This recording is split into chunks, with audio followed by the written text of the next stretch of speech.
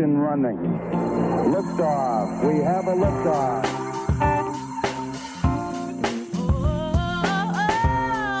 A wise man once said, "You don't choose the podcast chooses you." So consider yourself one of the chosen ones. Join us as we discuss books, masonry, esotericism, mysticism, lore, and more.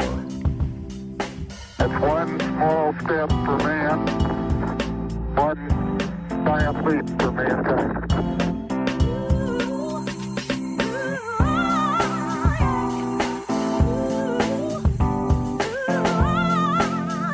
In this episode, we discuss the 22nd degree, Knight Royal Axe. The night is dark, and the path is long. So join us, won't you, as we walk the way of the hermit. Tranquility Base here. The Eagle has landed. Hello, Dave. Hello, Gene. Are you ready to get to work? Always. But before we get started, I want to remind everyone that show notes, chapter markers, and a transcript of this and all episodes are available on our website, wayofthehermit.com. Gene, what does the degree ritual look like this time? The lore behind the ritual of the degree is that it was learned by the Crusaders from the Druzes, an Islamic sect then inhabiting Lebanon. Who are the Druze? A Bridge to Light says that the Druze are a mystical group characterized by an eclectic system of doctrines that appear to be an amalgamation of Christianity, Judaism, Islam, Gnosticism, and other beliefs prevalent around 1000 AD. And what is the ritual like that they are said to have transmitted to the Crusaders? The degree ritual again is set in the Middle Ages. You, as the candidate, are dressed as a Prussian Knight returning from a crusade in the Holy Land. You've traveled to Mount Lebanon, to obtain the degree of Prince of Lebanon, which is the alternate name of this degree. How is the ritual organized? It takes place in two apartments. The first apartment is prepared to represent a carpenter's workshop on Mount Lebanon, which is where the first section of the ritual takes place. The senior warden presides over this section and is called Master Carpenter. The other participants wear frocks or blouses and aprons, like carpenters. What happens in the workshop? It's an induction ceremony. You're asked if you believe yourself entitled to this degree, and then told, "We know the grounds on which you claim it, but birth is not regarded here, and rank and masonry does not of itself suffice." You see us now engaged in preparing plans for the laborers and studying the calculations of astronomy. No one can be admitted to the high privileges of this degree unless he has first wrought 1 year in the workshop and obtained the unanimous suffrage of the workmen. Is your desire for this degree sufficient to induce you to lay aside your insignia, your sword, and jewel for a time and join the sons of labor who represent the toiling millions? Wow, a year for the degree? Yes, work for an entire year and also get along with your fellow workers. Here's the oath you have to take. Do you acknowledge the dignity of labor and know that it is no curse, but a privilege, for a man to be allowed to earn his sustenance by work? Do you admit that the honest laborer, upright and independent, is, in nature's hierarchy, the peer of kings, and not labor, but idleness is disgraceful? And finally, are you willing to eat only what you earn, patiently to receive instructions, and to recognize and treat these workmen as your brethren and your equals? What does it mean by, are you willing to eat only what you earn? Well, first, that you should work if you're able to. And also, the degree speaks against gambling, so it's likely talking about that too. So you're inducted into a workers' guild? Yes.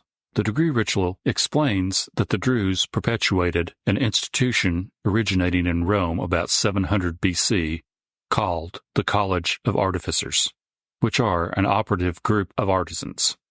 Because of the many parallels that exist between the organization and the operation of these colleges and Freemasonry, it's been speculated that they are the roots of Masonry and the Scottish Rite.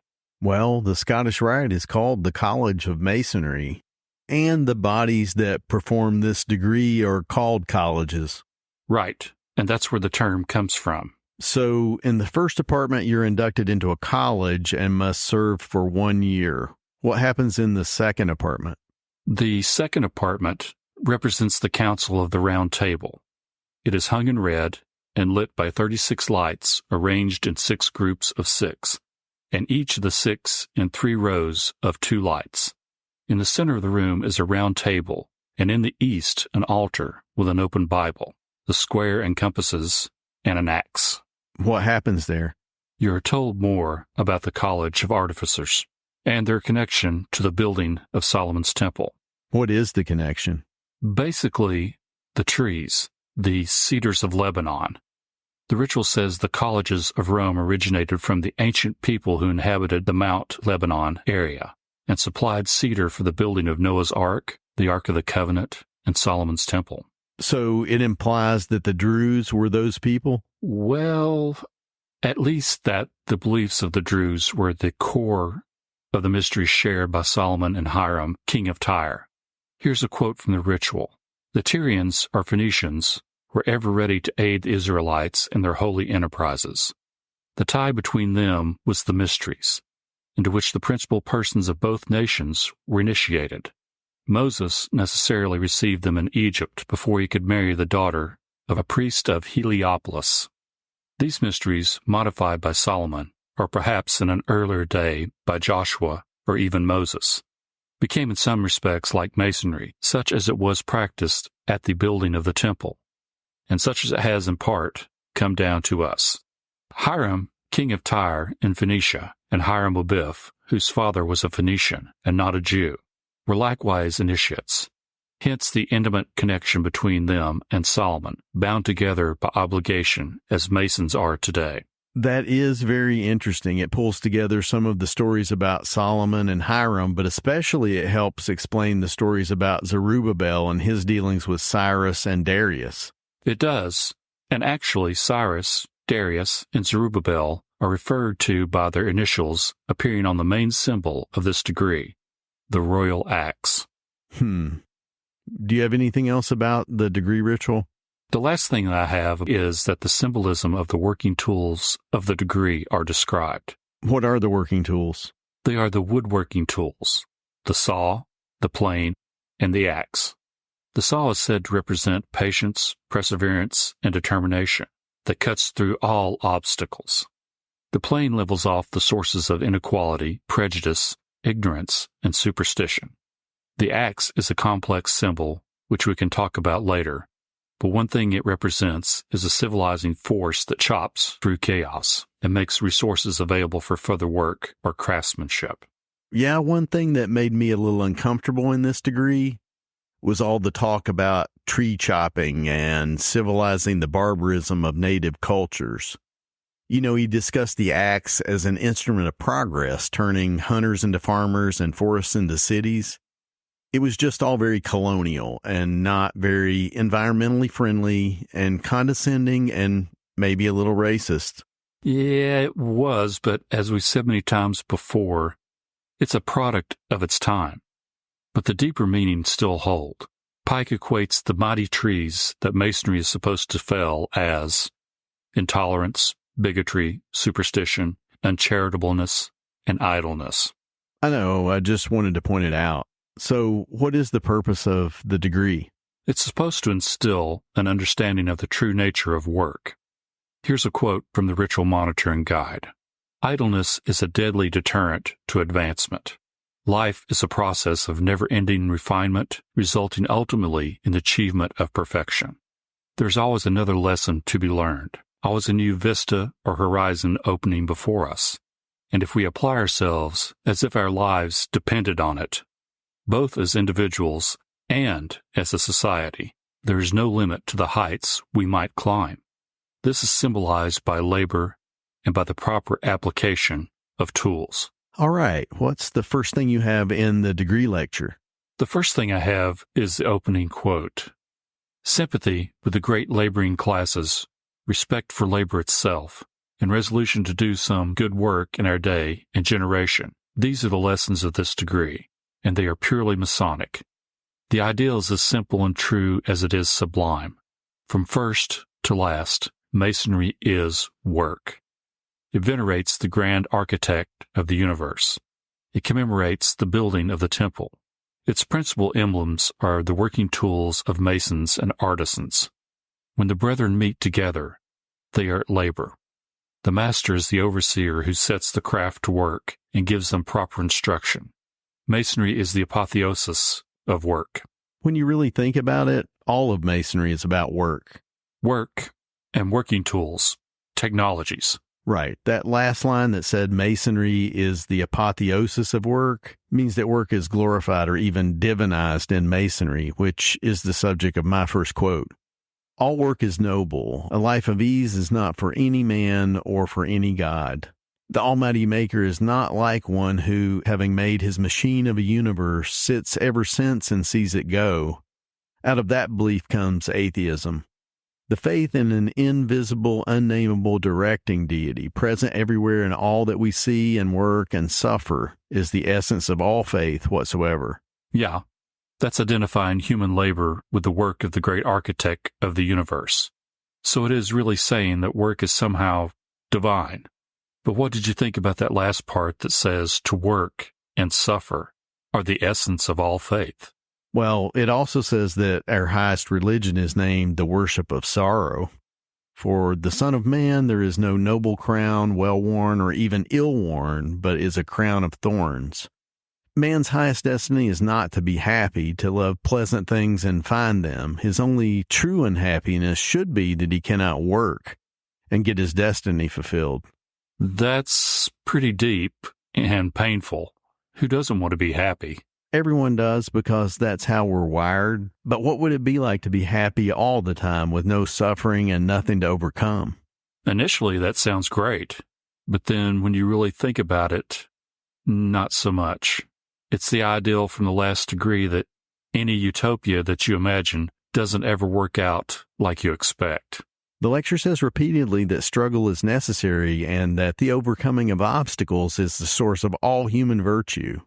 To work is to try oneself against nature and her unerring, everlasting laws, and they will return a true verdict. The noblest epic is a mighty empire slowly built together, a mighty series of heroic deeds, a mighty conquest over chaos. Deeds are greater than words. That's what makes something virtuous or heroic. It's the opposite of everyone gets a trophy. If everyone gets a trophy, why give it? It doesn't mean anything. I feel the same way, and history doesn't give participation awards, unless you count birth and death certificates as awards. Right. Here's another quote. It is the hands of the brave and forgotten that have made this great, populous, cultivated world a world for us. It is all work and forgotten work. The real conquerors, creators, and eternal proprietors of every great and civilized land are all the heroic souls that ever were in it. Genuine work alone, done faithfully, is eternal, even as the Almighty Founder and World Builder himself. But it's one of the hallmarks of our time that we denigrate people from the past because they weren't as quote-unquote enlightened as we are. But I think that Pike would argue that it was the people down through the ages that sat on their butts and didn't do anything that we should be unhappy with. You know, if you just have to be unhappy with somebody. That's true. The lecture tells us not to waste the time we have. It says, our life passes swiftly over, and the night cometh wherein no one can work. That night, once come, our happiness and unhappiness are vanished, and become as things that never were. But our work is not abolished, and has not vanished. It remains, or the want of it remains, for endless times and eternities. What you do here now lives on after you die, but it also says that those without duties to do are like trees planted on precipices, from the roots of which all the earth has crumbled. Labor is the truest emblem of God, and yet there are those who pride themselves that they and theirs have done no work time out of mind. So neither had the swine. I'd say, don't beat around the bush there, Albert. Say what you mean, man. Yeah, well, I think he really is saying what he means. What do you think he means? That work is the humanizing force. It's that conflict or friction between our will and the world that creates all the human virtues. The lecture says that man perfects himself by working. Only by labor will man continually learn the virtues. There is no religion in stagnation and inaction, but only in activity and exertion. There was the deepest truth in that saying of the old monks, Laborare est Orare, which means labor is worship. We talked about that phrase in the 14th degree as a saying of the Benedictines. I have a related quote which says, "To toil, whether with the sweat of the brow, or of the brain or heart, is worship, the noblest thing yet discovered beneath the stars. Let the weary cease to think that labor is a curse and doom pronounced by deity. Without it, there could be no true excellence in human nature." That's one of the main ideas of this degree, that human nature requires something to push against, some conflict in order to achieve our highest potential. Or to feel fulfilled. Another quote says, "There is a perennial nobleness and even sacredness in work. In idleness alone is there perpetual despair. Even in the meanest sort of labor, the whole soul of man is composed into a kind of real harmony the moment he begins to work. Doubt, desire, sorrow, remorse, indignation, and even despair shrink murmuring far off into their caves whenever the man bends himself resolutely against his task." You know, that's really true. You can throw yourself into or even lose yourself when you're focused on a task. I think lots of times people, and I'm including myself here, maybe resent the work that they're having to do or feel like it's beneath them. The lecture addresses this ideal by saying that primeval man, whoever that's supposed to be, believed that every experience came direct from God, and so the whole universe was a temple and life everywhere was worship. Which sounds very similar to a line in Crowley's Oath of the Abyss, which says, "I will interpret every phenomenon as a particular dealing of God with my soul." To even start to think that way, you've got to see that you're part of a bigger framework. Yeah, trying to keep in mind while you're doing what you're doing. I have a related quote which says, "Labor is a more beneficent ministration than man's ignorance comprehends, or his complainings will admit. Even when its end is hidden from him, it is not mere blind drudgery. It is all a training, a discipline, a development of energies, a nurse of virtues, a school of improvement. Every human toiler, with every weary step and every urgent task, is obeying a wisdom far above his own wisdom, and fulfilling a design far beyond his own design." And a key to understanding that design is to keep in mind that it's not all about you. Your work may help or teach someone else, or it could just be your example, people seeing how you go about your work. Or how you sit around idle, which the lecture basically equates to a sin, since work is equated with worship. It says that duty is with us ever and evermore forbids us to be idle, to work with the hands or brain according to our requirements and our capacities. To do that which lies before us to do is more honorable than rank and title. Which reinforces what we were told in the degree ritual, that your rank, your title, or the degrees you say you hold don't mean anything in approaching this degree. It's only your willingness to work. The lecture says that Masonry stands up for the nobility of labor. It is heaven's great ordinance for human improvement. It has been broken down for ages because men toil only because they must, submitting to it as, in some sort, a degrading necessity, and desiring nothing so much on earth as to escape from it. They fulfill the great law of labor in the letter, but break it in the spirit. They fulfill it with the muscles, but break it with the mind. What do you think is the law of labor that it's talking about? That work is good for the soul. Oh, the old cliche. It's the journey, not the destination. Yes, but in this case it's completely true, and here's a quote to back that up. "It was well to give the earth to man as a dark mass whereon to labor, because the act of creating is better than the things themselves, because exertion is nobler than enjoyment, because the laborer is greater and more worthy of honor than the idler." If you're looking for self-improvement, and this is what is meant by Masonic labor, there isn't a shortcut. I've got another quote. "The great law of human industry is this, that industry working either with the hand or with the mind, the application of our powers to some task, to the achievement of some result lies at the foundation of all human improvement. And not only that, the lecture says that work above all else defines who you are. It says man must be a worker. He is nothing, can be nothing, can achieve nothing, fulfill nothing without working. Without it, he can gain neither lofty improvement nor tolerable happiness. That's an extreme view. You are your job? I don't think it's saying that. I think it's just saying that work, and it's using that term loosely, is what defines us to the world. But more importantly, it's the way we end up seeing ourselves. In terms of the obstacles we overcome. Right. It makes me think of modern life. People working at jobs they sort of hate, hoping the day will end so that they can go home and watch TV or surf the internet. I mean, that's not everyone. Well... Wait, yeah, I guess it is. But anyway, another quote that caught my eye was about idleness. The idle must hunt down the hours as their prey. To them, time is an enemy, clothed with armor, and they must kill him or themselves die. What did that make you think of? Escapism. The way we all seem to want to get away from ourselves. To turn off our minds by doing things that make us forget ourselves. It's like we're never where we are. Ram Dass, be here now, and all that. I know, to escape from your cares and woe. My next quote is, "It never yet did answer, and it never will answer for any man to do nothing. To be exempt from all care and effort, to lounge, to walk, to ride, and to feast alone. No man can live in that way.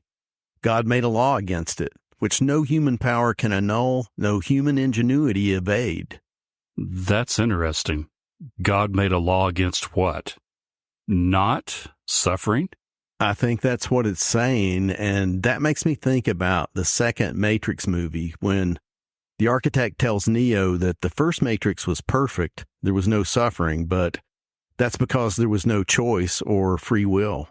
So people rejected it. It's like we need to be challenged and make mistakes. Or else we stagnate. Another thing that struck me in this section was what it said about retirement. What did it say about retirement? That the way we think about it is wrong. It says we think that by some prosperous traffic or grand speculation, all the labor of a whole life is to be accomplished in a brief portion of it. That by dexterous management, a large part of the term of human existence is to be exonerated from the cares of industry and self-denial, is founded upon a grave mistake, upon a misconception of the true nature and design of business and of the conditions of human well-being. The desire of accumulation for the sake of securing a life of ease and gratification, of escaping from exertion and self-denial, is wholly wrong, though very common. As we both know, you need something to do, to focus on. There's also that cliche that people will retire and then die. The implication is that they didn't have a reason to live anymore, nothing to do. It's better to realize some of that before you retire. Just make it a way of life, or as the lecture says, it is best of all for him to banish from the mind that empty dream of future indolence and indulgence, to address himself to the business of life as the school of his earthly education, to settle it with himself now that independence, if he gains it, is not to give him exemption from employment. It is best for him to know that in order to be a happy man, he must always be a laborer, with the mind or the body or with both, and that the reasonable exertion of his powers, bodily and mental, is not to be regarded as mere drudgery, but as a good discipline, a wise ordination, a training in this primary school of our being, for nobler endeavors and spheres of higher activity hereafter. There's another example of Masonry's apotheosis, or divinization of work. The last quote I have in this section is, "Masonry honors the worker, the toiler, who produces and not alone consumes, who puts forth a hand to add to the treasury of human comforts, and not alone to take away." Be a creator, not just a consumer. Exactly. And the lecture points out how the lack of something can cause people to innovate or create. Here's a quote about that. "God has not made a world of rich men, but rather a world of men who must toil for a subsistence. That is, then, the best condition for man, and the grand sphere of human improvement. If the whole world could acquire wealth, if the present generation could lay up a complete provision for the next, as some men desire to do for their children, the world would be destroyed at a single blow. All industry would cease, all improvement would stop, and the world would sink, rotten as Herod, into the grave of its own loathsome vices. Wow. Now there's a picture. There's another quote about how most wealth is usually gone within 3 generations. Why does it say that happens? Because the fire that was behind the initial accumulation gets dissipated. If the kids and the grandkids don't find a new set of obstacles to overcome, they fall into vice, or at least that's the story it presents. And that does happen. It does sometimes, which leads to the question of what use the wealth is put to. Here's a quote: "If wealth were employed in promoting mental culture at home and works of philanthropy abroad, there could scarcely be too much of it. But if the utmost aim, effort, and ambition of wealth be to procure rich furniture, and provide costly entertainments, and build luxurious houses, and minister to vanity, extravagance, and ostentation, there could scarcely be too little of it." Again, do you see wealth as a resource you bring to bear on your work, or as an end in itself? The lecture says that the answer is that every man has a work to do in himself, greater and sublimer than any work of genius, and works upon a nobler material than wood or marble, upon his own soul and intellect, and may so attain the highest nobleness and grandeur known on earth or in heaven, may be the greatest of artists or authors, and his life, which is far more than speech, may be eloquent. Your life itself is the work of art you're creating, whether you realize that or not. The lecture says that the great author or artist only portrays what everyone should be. They conceive what we should do and portray virtues commended to our admiration and imitation. To embody these in our lives is the practical realization of those great ideals of art. It's the myth made real, the embodiment of the archetype. If you think about it, it's the greatest homage and the greatest sacrifice to the deity, to embody your ideal of it and to actually live it. What more can you do? Here's my last quote in this section. "For it is a nobler thing to be a hero than to describe one, to endure martyrdom than to paint it, to do right than to plead for it. Action is greater than writing. There are but 2 things worth living for: to do what is worthy of being written, and to write what is worthy of being read. And the greater of these is the doing." Do something for yourself, for the world. Here's another quote: "There's a wide field for the courage, cheerfulness, energy, and dignity of human existence. No matter how magnificent and noble an act the author can describe or the artist paint, it will still be nobler for you to go and do that which one describes, or be the model which the other draws." And that made me think of working at Kroger and mindfulness. What did it make you think of? Just being present and where you are in the world. There are opportunities everywhere, every day, to facilitate and help, just to be a positive instead of a negative in people's lives. It may not be a big thing, but you never really know what effect just a kind word can have. That's what a real knight would do. Indeed. Do you have anything else? One more quote. "Masonry seeks to ennoble common life. Its work is to go down into the obscure and the unsearched records of daily conduct and feelings, and portray not the ordinary virtue of an extraordinary life, but the more extraordinary virtue of ordinary life." That's a good place to end our discussion of the degree lecture. Let's talk a bit about the symbols of the degree. Let's start with the Cedars of Lebanon. What do you think they symbolize? Well, the ritual, and I guess the Bible too, says that they were used to build Noah's Ark, Solomon's Temple, and the Ark of the Covenant. So why cedar? The stated reason is the properties of cedar, the smell, and its ability to withstand rot. It seems eternal, so it's a fitting material for something that's supposed to symbolize immortality. Also, I know the proportions of Noah's Ark, Solomon's Temple, and the Ark of the Covenant are related, but what about the 2 arks, Noah's Ark and the Ark of the Covenant? I don't know. Noah's Ark was for saving animals from water. Solomon's Temple and the Ark of the Covenant are said to be created to save humanity from everlasting fire. That's good. I think that relationship, whatever it is behind the Hebrew letters on the top of the royal axe of the degree, Nun and Samek, which stand for Noah and Solomon. Yeah, the initials all over the axe are fascinating. On the handle are the Hebrew letters for L and T, or Lebanon and Tyre, the source of the wood used to make the handle.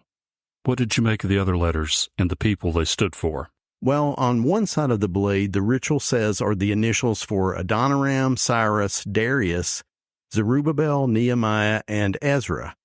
The first four of those we've talked about in previous degrees because they were instrumental in getting the second temple built.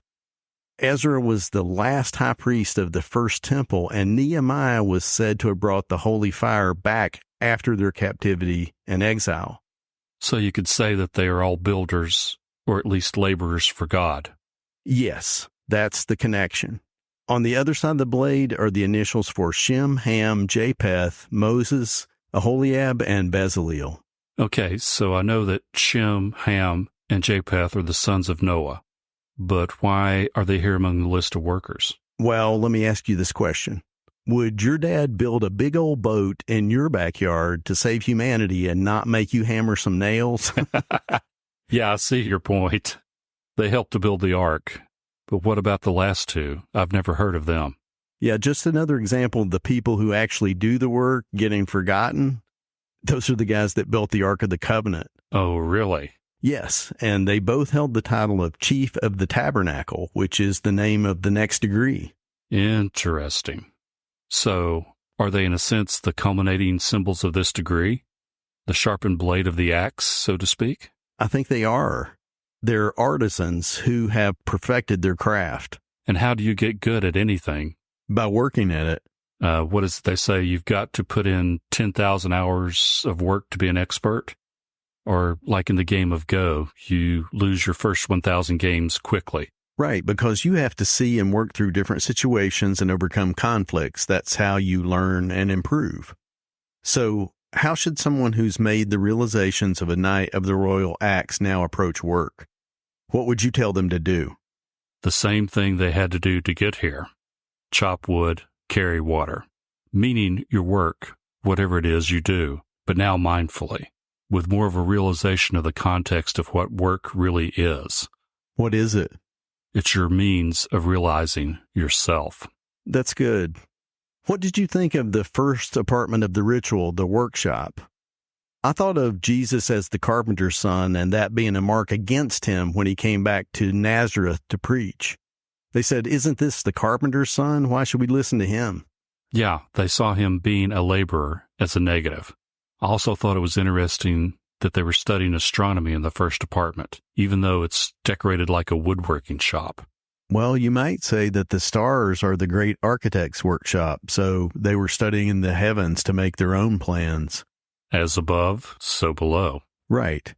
And the second apartment has a round table, which A Bridge to Light says related to King Arthur's Knights of the Round Table. But ultimately, it mirrors the zodiac constellations, with the knights serving as God's agents here on earth. To try to bring heaven to earth through our work. Exactly. So what was your takeaway from this degree? I'd summarize it with two old country sayings. Okay. The first is, an idle mind is the devil's workshop. But that actually derives from a line in the Canterbury Tales, which is more pertinent to this degree. Idle hands are the devil's workshop. So the first point is that it's important to your own well-being and to the well-being of society as a whole for people to be busy, to work. That is one of the main points of this degree, and one I completely agree with, too. What was your second country saying? Make hay while the sun shines. All right. What does that mean in the context of this degree? You're only on this earth for a short time. That's your time in the sun. It's a call to do whatever you're going to do for yourself, for society, now. Don't waste the sunshine of your life. Or in a nutshell, turn your time on earth into something. Don't just sit there. Do something. Yeah, that's good. What about you? I thought of many of the same things that you just said. Do something, make your mark, Your time is short, don't waste it. See the truth about work and suffering in general. That old saying that everything has a purpose. It does, but that doesn't mean you're always going to like it. But that's life. It is. The other thing was just what keeps us from being mindful or in the present moment. That voice that's the root of dissatisfaction in work, that there's something else you should be doing, and then that something else just turns into trying to annihilate your sense of self in some way. Again, it's a trap. Get an axe. Right, a royal one. That's all I've got. Do you have anything else? Let's end with the last line of the degree ritual. Okay. The cedars of Mount Lebanon have fallen, and this college is closed. So mote it be. Gene, what are we doing next time?